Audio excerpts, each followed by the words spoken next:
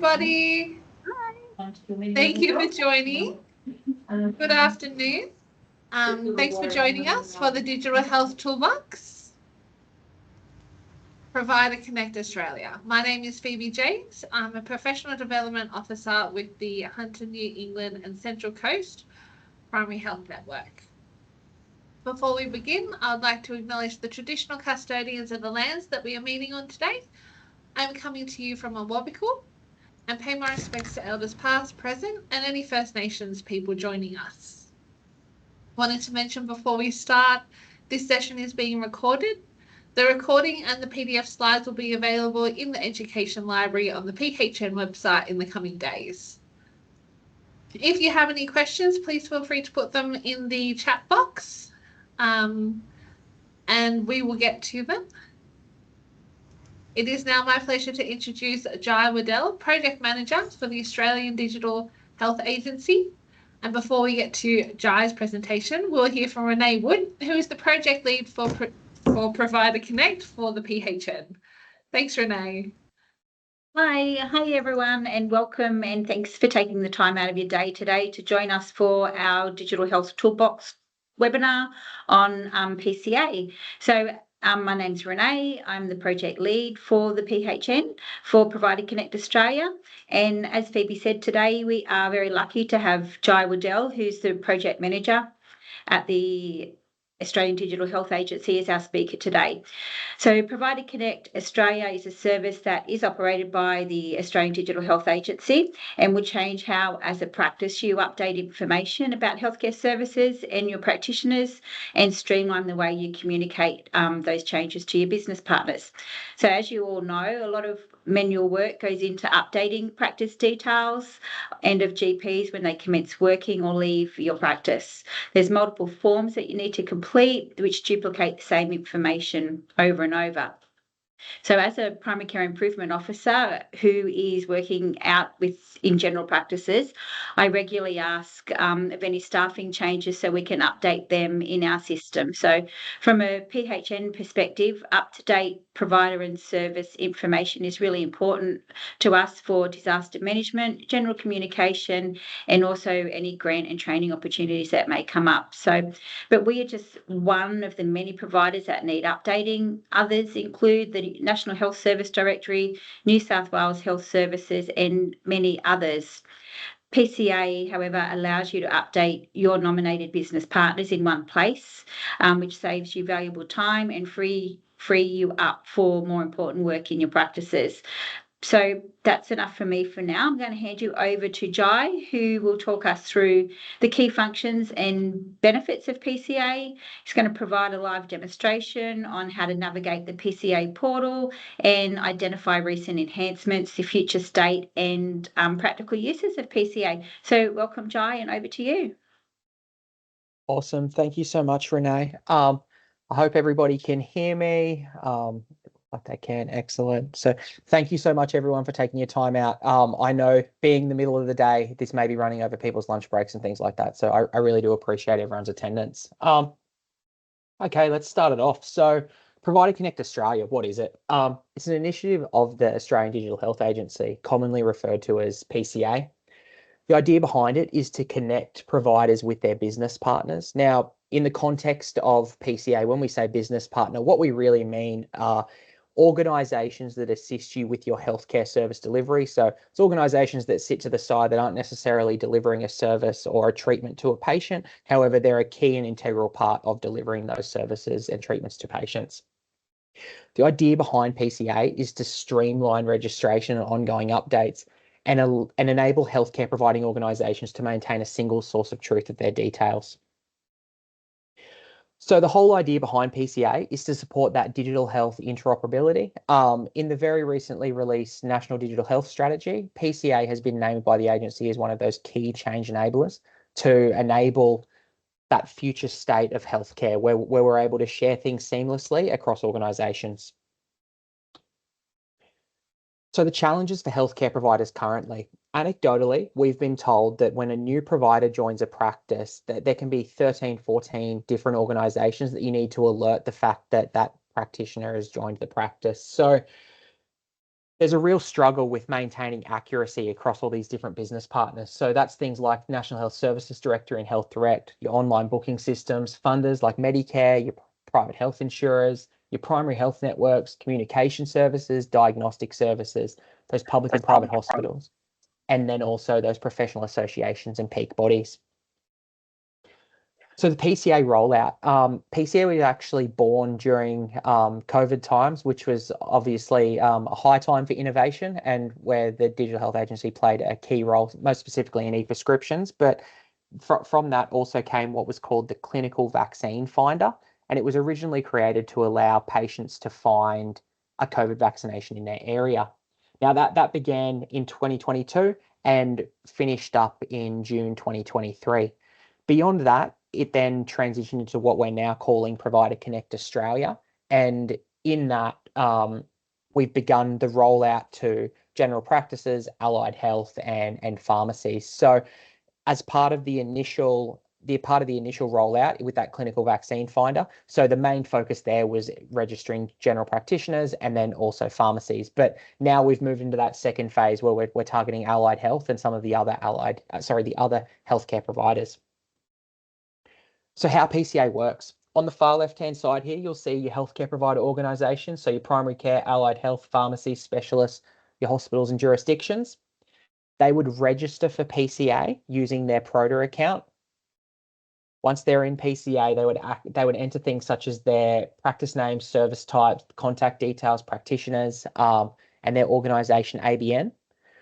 From there, it goes through a verification service in the background. So it uses the non-public data housed by the Australian Business Registry, as well as the organisation's HPIO to validate that data and ensure its accuracy. It also allows you to validate the practitioners that work there using either their ARPA registration or their HPII. Once that information's been validated and you've successfully registered for PCA, you're able to push out that information to your nominated business partners. So you're able to essentially send that information at a click of a button out to all of your nominated business partners.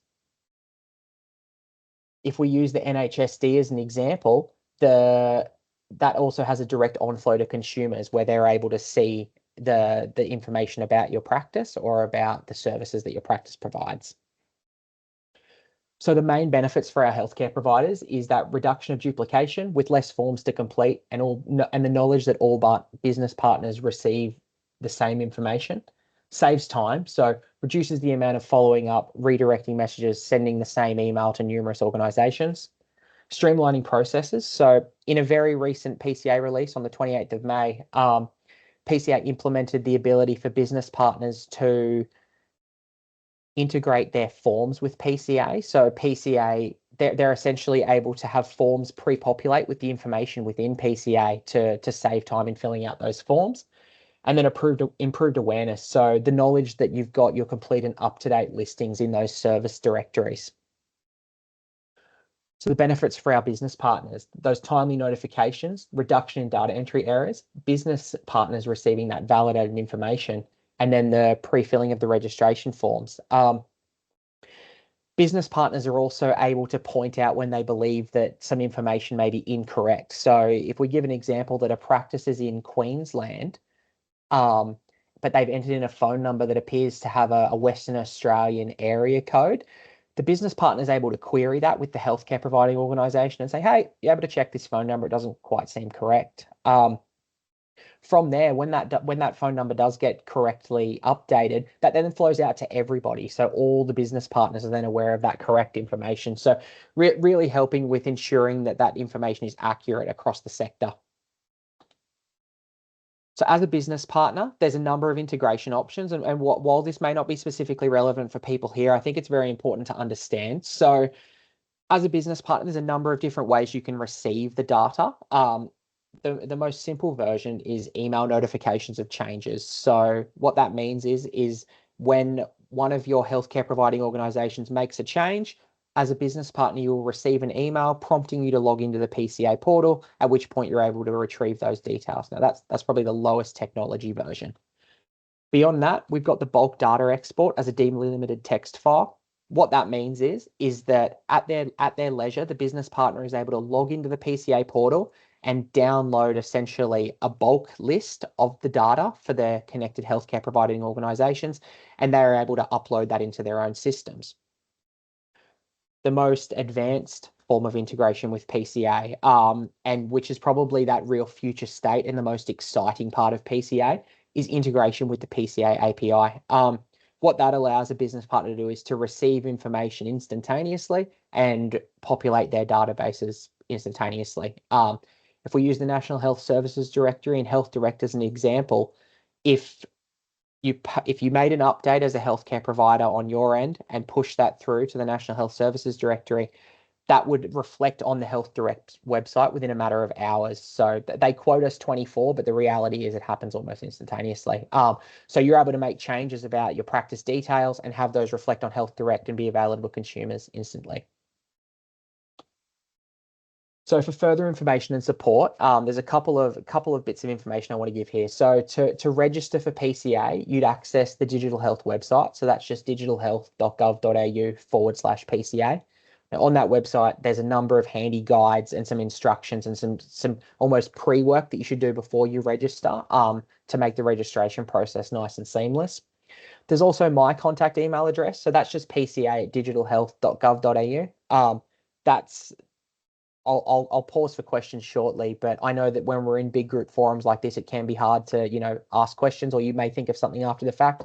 If anyone comes up with a question and they'd like to ask, by all means, shoot me an email at pca@digitalhealth.gov.au. And then finally, we have got a very specific team within the agency called the Digital Adoption Support Team. And they're actually available to help people register for PCA. That's their sole role within the agency. They also help people with getting connected to My Health Record.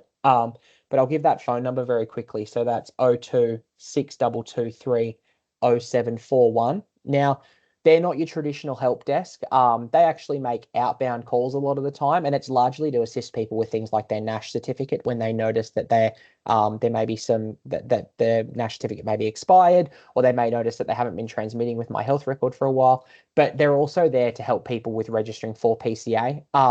So I would encourage anybody that's interested in finding out more about PCA, or even with assistance getting through some of the PCA steps, to give that phone number a call. And it is option 3 on that phone number, and they'll be able to help you. So I'm going to pause there very quickly and throw to the group and see if we had any questions before I jump into an actual demonstration of the PCA system.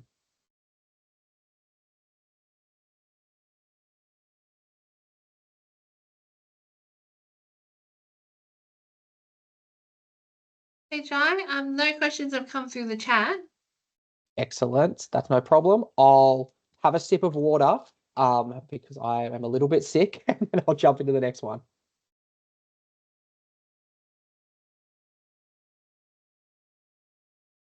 Okay, I'm just going to bring this up. Now, I'm sure by now everyone is familiar with PRODA, Provider Digital Access. It's a secure log-on provided by Services Australia that allows you to access a number of different government services and initiatives. For more information about PRODA, you can visit servicesaustralia.gov.au/PRODA. But as we can see on screen, I've got my PRODA login, so I'm going to very quickly log in. Get a code. Hi, Jai, I'm so sorry to interrupt, but I just want to ask you that for me, the chat is disabled. I'm not really sure for all the participants, is it disabled? Because I cannot put anything in the chat. I'm not sure if all the participants can add their questions in there or not. Do you have thanks, access to the Sonia. Q&A box, Sonia? For me, it's not. It's just disabled.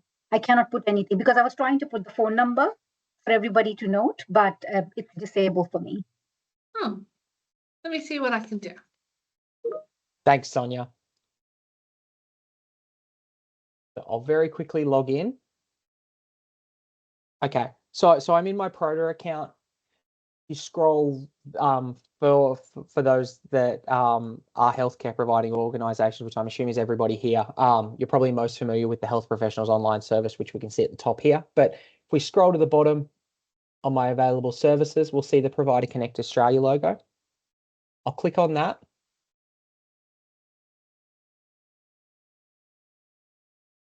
And it's going to bring me into Provider Connect Australia. Now, I'll quickly click on the home button. Now, when you access it for the very first time, you don't have any organizations registered. This will be the page that you'll be presented with. In the top right-hand corner, there's an option for register and setup guidance. That'll take you to some of the handy guides that are available on the Digital Health website. And then there's also some further supplementary resources just here. So I'm going to then select your organizations. And if you've never accessed before, there'll be a button that just says add organization at the top here. So these won't exist. You would select add organization. What it's going to do now is pull as much data as it can from your Proda account. So it's got my contact number, it's got my email address. Just going to enter in my ABN. Just need to pull one from a test site. So give me one moment.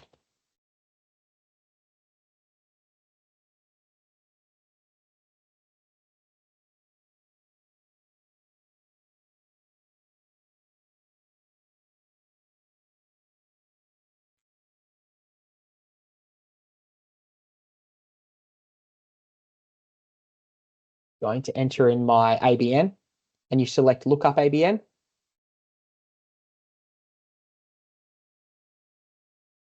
It will pull that information from the Australian Business Registry. From there, I enter in the organisation's contact details. So we'll just enter in mine. You're able to enter in your organisation's website.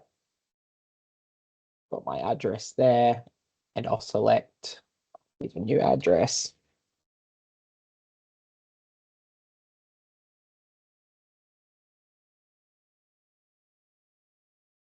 So congratulations, I'm on the way to registering for PCA. So beyond this, I just need to provide the agency with 2 documents. So I need to provide a participation agreement, which essentially says that I agree as an organisation to participate with PCA. I also need to provide evidence that I'm able to act on behalf of that organisation. So in this instance, I'll say that I will be signing the participation agreement, that I am I'll say that I'm the delegated authority actually, so I can show something else. My name is Jai. I'll just say my role is manager, and I'll provide my address. Then I'll select save. Now with the participation agreement, we're very lucky that it does have the ability to sign electronically. So I will quickly electronically sign that.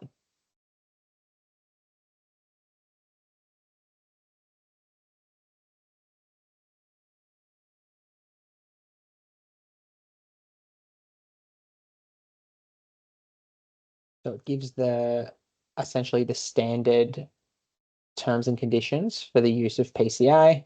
I scroll to the bottom and I choose to sign it.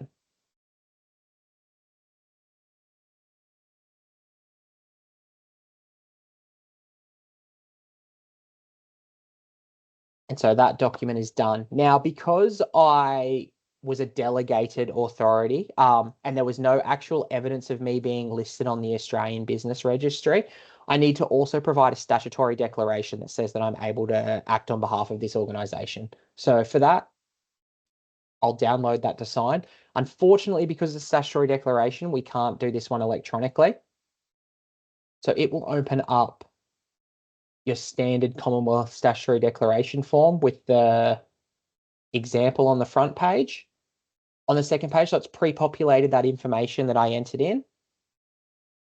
I would sign that, and then I would get it witnessed by one of the many people that are now able to witness the statutory declaration. We're not just limited to JPs. Once I've done that, I'm able to upload it. So I'll browse for that file.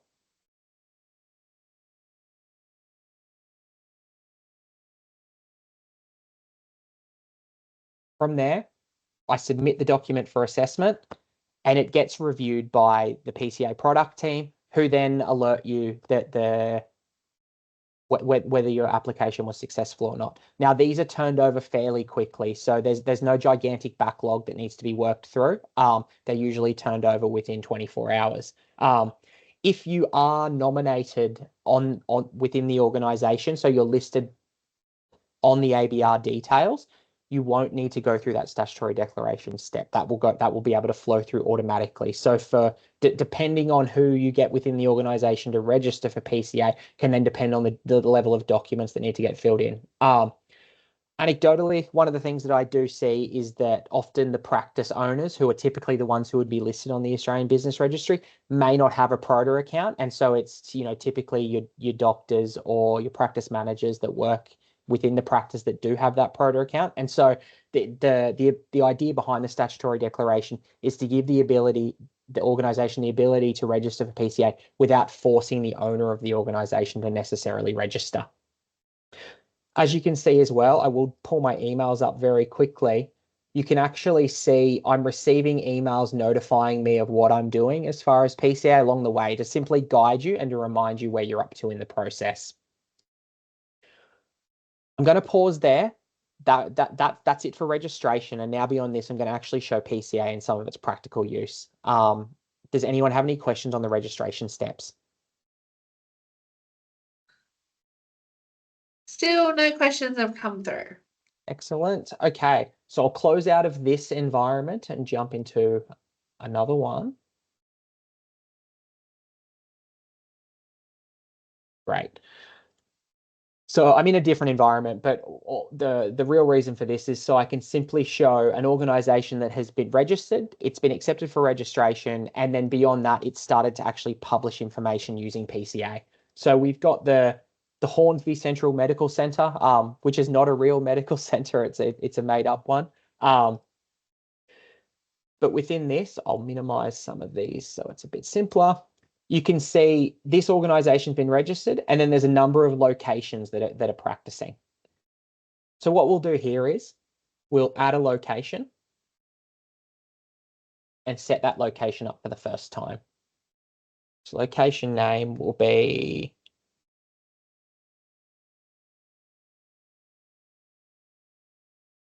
clinic. Select the type of location it is. Some of the location features, so we can say there's wheelchair access, there's free parking, and I'll show why that's important in a moment. Phone number, email address,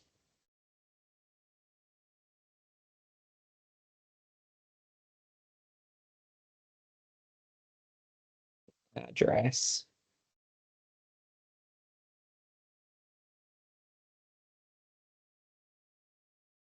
And I'll add that location. Once I've added that location, that's when I can start to build that location out and start to paint the picture of what that location actually does. So the first thing we'll do is add a healthcare service. So here I'm able to type in and do essentially searches on the types of services that I want this location to undertake. This in the background of this, it's run off the Universal SNOMED ICT codes. So essentially, they're worldwide codes that talk about all the varying healthcare services you could provide. But we'll use the COVID vaccination service as an example. Don't need to provide a description. I'll put into the operational date. So we'll say that starts from today's date, which is the 18th of the 6th. And we'll open-end it. Select the type of billing that we'll do. So we'll say there's no fee. So we are accepting appointments. We are accepting new patients. Now, this is a new piece of functionality that's just come in. So this is your initial assessment and referral IAR levels of care. So the Department of Health has a way for you to determine your IAR levels of care.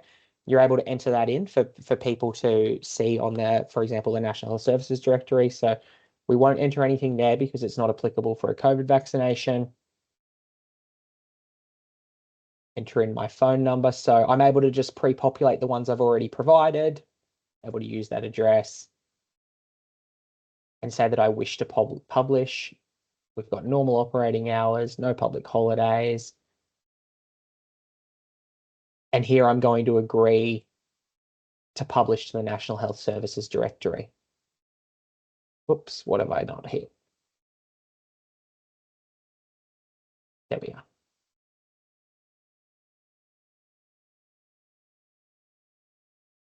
So I've added my healthcare service.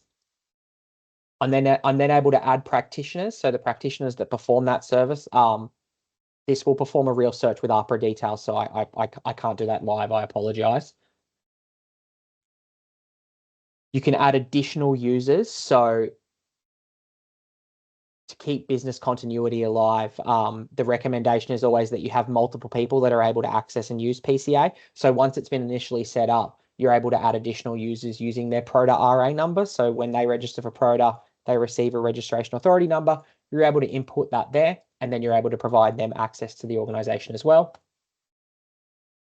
You're able to view your partner identifiers and then your audit events, so things that have happened with that organisation. What I'm going to do here now is I'm happy with the service. I'm happy with the details that I've entered. I'm going to publish that information on my partner services. So when I select that, I'm then able to nominate the organisations that I want to share this information to. So I'll say I need to share it to A to Z Imaging, accept that.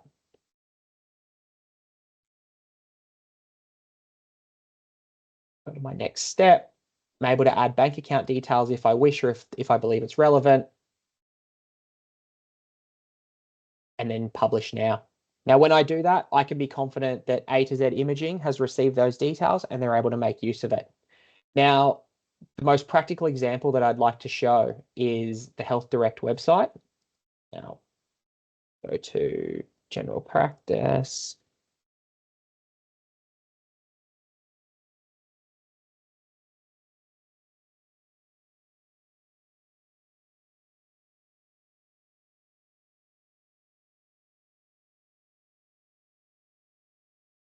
Now, this is a general practice that's close to where I am. You can see all of these details here. So your contact details, the location, the opening time, the services. So I mentioned that wheelchair accessible toilet, telehealth appointment. All of this information is able to come from PCA. So you're essentially able to keep your practice details up to date on those public service directories at the click of a button. So if there was a decision, for example, where you would usually be closed on a public holiday, but there's been a decision, okay, no, we're actually going to open up on the public holiday. You're able to input those details and it will appear on the Health Direct website within 24 hours. Someone unmuted. There we go. Thank you.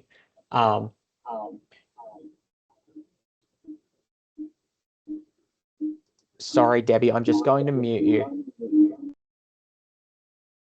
Excellent. Sorry, I was getting a lot of feedback in my ear of my own voice, which is not nice to hear, actually. So yes, you can be essentially confident that your information is going to appear on the Health Direct website, and that's the most practical use for PCA currently. However, there's also the ability to share it with a number of other business partners. Now, PCA, as I said, is a very, very young product, and we're definitely in the formative stages in onboarding both healthcare organisations and our business partners. And we recognise that it's definitely one of those chicken and egg type scenarios. We hear a lot of feedback from our business partners that they want to see more healthcare providers on board, and we get a lot of feedback from our healthcare providers that they want to see more business partners on board. So there's probably a two-pronged effort currently from the agency where we're heavily engaging with business partners and potential business partners, whilst also heavily engaging with those healthcare providing organisations. Now, on the digital health website,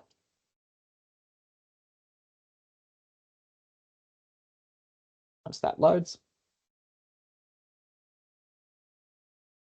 we've got a list of our currently participating business partners. So we've got a number of healthcare directories. We've got Health Hunter. They're a preventative service directory. We've got Health Direct. So that was the NHSD that I just demonstrated a moment ago. And we've got Precedence Healthcare. We've got all of our primary health networks. So all of your PHNs are currently on board as business partners. We've got our professional bodies and associations. So we recently onboarded the Australian Podiatry Association, as well as the Australasian Association and Register of Practicing Nutritionists. with the long-term goal of their members. So using nutritionists as an example, the AARPN is able to maintain a database of the nutritionists that are their members through PCA. Got our public health services, so that's eHealth New South Wales, and then some secure messaging and information exchanges, so Telstra Health, Foxo Technology, and Recare Australia. We're currently doing a lot of engagement with the private health insurers, so there's a number of those that are on the cusp of onboarding that we can't talk about, obviously, until they've actually onboarded and signed the appropriate forms. And there's also a lot of work going on in the professional bodies and association space. So getting your peak bodies on board, and then their members are coming on board along with themselves. I might pause again. Did we have any questions? There were no questions at this stage. No questions? Okay. I think that as far as Provider Connect Australia is concerned, as I said, so that contact number for assistance with registering is 02 6223 0741. I'll give everyone a handy hint. If you call through and ask to speak with Peter, he's incredibly experienced in the PCA space. He's been working for PCA from the clinical vaccine finder days, and is usually able to push people's registrations through incredibly quickly. So there's I suppose a nice little handy tip as far as getting through and getting those registrations through. But beyond that, I'd just like to thank everybody for attending. I really appreciate everyone taking their time out. And I'm looking forward to hopefully seeing everybody register for PCA.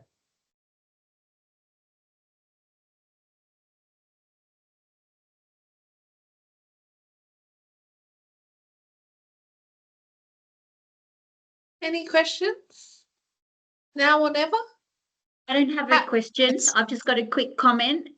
If any practices are thinking of signing up for Provider Connect Australia, if we could just remind you to tick the Hunter New England Central Coast as a business partner, so we are able to see any information that you upload and change. So that was it for me. Thanks, Renee. It looks like Marilyn has a question. Turn on my camera.